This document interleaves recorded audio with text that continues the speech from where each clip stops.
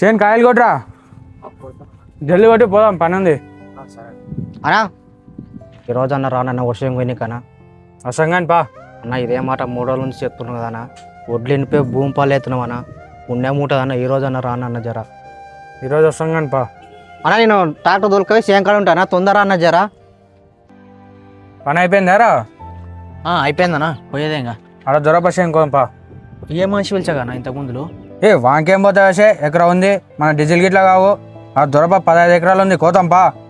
అట్లా అంటావు అన్నా, పాపం మా మనిషి 3 రోజుల నుండి తిరుగుతున్నాడు, బీదోని లాక్కున్నాడు, వడ్లు రాలిపోతే అంటున్నాడు అన్న. రాలిపోను రా, రాలిపోతే ఎవరికి నష్టం? నాకు నష్టం ఏమన్నా? ఏమన్నావనా? రాలిపోతే రాలిపోనే, అంతేలేనా. పంట కోయడమే తెలిసిన నీకు పంట పండించే రైతు విలువ ఏం తెలుస్తుంది చెప్పు?